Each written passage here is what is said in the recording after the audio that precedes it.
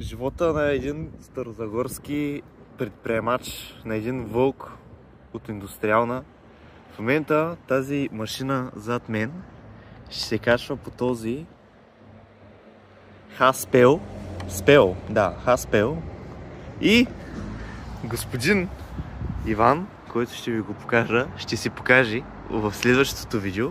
Първият субект, който ще качим, е тази количка. Не е крадена от Метро. Просто ни я осигуриха напълно безвъзмездно. Само за този one-time adventure experience на предприемачите. Друго, да ви се оплача, докато чакам Иван да се похендри на тази сграда, където ще си помещава новия ни офис, е, че има и интернет провайдери в ГР. Стара Загора, от които не съм много доволен. Даже бих казал разочарован. Даже бих казал, че даже нямах очаквания от тях, но просто бяха най-евтиния интернет. Те носят хубавото старозагорско име на едно племе, което е живяло в Стара Загора преди много години. Тато и племе, тере, интернет компания, в момента се слива с една друга компания.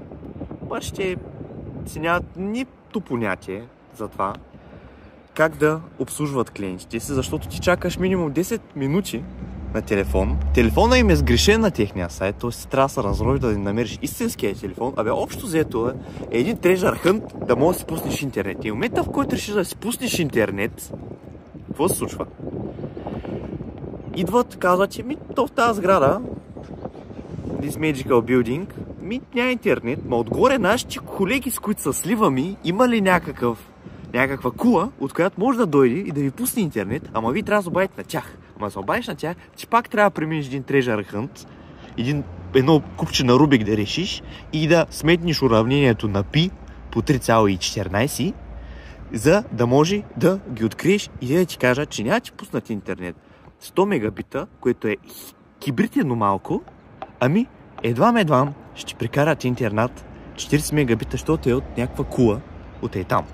Сега трябва да преминем към план Б, да се свържа с другият интернет провайдер, който носи името на първата българска магистрала, и да видим те какво ще ми кажат по въпроса. Така че следвайте продължението. Чегеварец! Добре, Чегеварец! Стой там, че не може да платим осигуровките после. Стой назаре, че не мога да ги платим. Чакай, сега ще дойде човека да го качим този Хаспел нагоре. Дами и господа, аз съм насирам, защото ме е страх от високо. Да, няма проблем. Аз ще е такова. Не може да я придръпнем, ще я припознем, защото получавам вертиго. Виж, аз съм от... И тук. Не, чакай, не стъпай, чакай малко. Чакай, ще приблизя. Ана Мария Дончева. Успяхме да я качим с помощта на Всевишния. Аз не успях да припадна 3 пъти. И сега в момента носим The Money Making Machine. Чакай само. При скромния офис. Чакай, ще се фали Иван по офисите. Ето, вече е настанена. Преслава. Пресата Преслава. Позиционирана, пише 888. Температура, време, сек. Сек, мек. Това е регистрационен номер. Сек, да. Ето. Ами, ходим да връщаме. Да превръщаме. И само в тази фирма ще се печатат вече вашето клубно облекло. Да. Вашето... Защото не че нещо, не само че сме най-добрите, но вие просто нямате избор. Да. Защото сме съди с Делян Пеевски и той сега има нов закон в България, че... Преса България. Всяко едно облекло в България трябва да бъде създадено от нас. Да. Иначе ще има такса. Такса облекло. Работният ден продължава с изработка на един онлайн магазин. И виждате как един точно типичен стар тъп, който е преживял 3 бурни офиса под мене, с господин бизнес партньора с това име. Това е първата тениска, която той е направил. Пък аз моят сайт, първия, който съм направил, да не ме е срам да го покажа.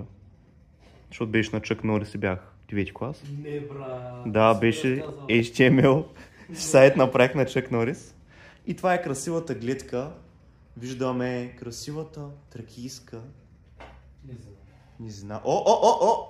Лайнобран, тъй е дъждобран.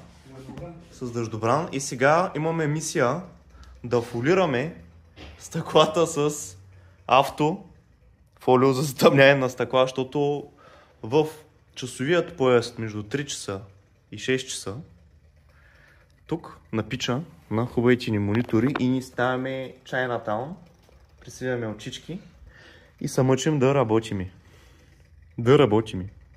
Ето го малкият ми компютър, на него цъках като бях малък Spellforce, Dungeon Siege, Half-Life. Сега обърнат скръп към мен, явно ми се сърди.